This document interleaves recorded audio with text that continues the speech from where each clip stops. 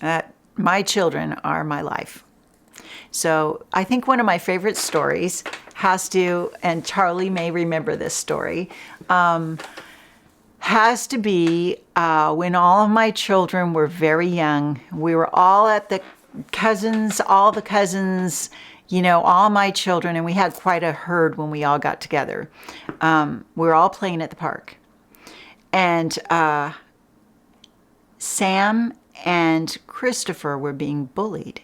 But we didn't know it. I mean, the parents are there with the little teenies, pushing them on their little baby swings and everything. And all of a sudden, it was almost like you could palpably feel everybody rise up in the park. It like take a 360, all the way around.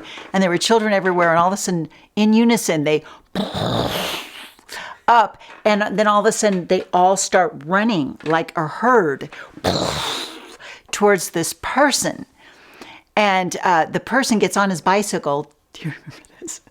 And starts like, as fast as they can, riding towards the girls' bathroom. And I thought, something's not okay. What's wrong? So I get up and I start running.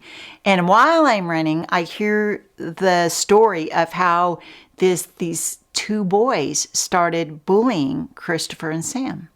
Well, all the cousins heard about it, and they all just like perked up in the middle of the park and just started chasing after this poor kid. He ran into the women's bathroom.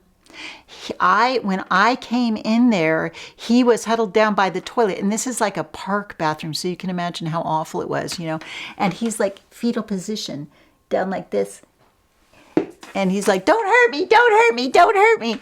And I said, I think you picked on the wrong kid. And he said, so they're all going to get me. They're all going to hurt me. And I said, I hear you've been a bully. I'm sorry, I'm sorry, I'm sorry. And I said, well, I'll tell you what.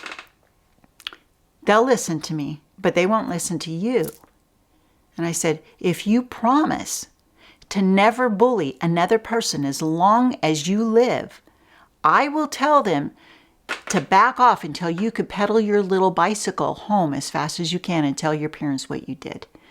And he goes, I promise, I promise, I promise. And I said, I better not ever catch wind of you ever bullying another person for the rest of your life.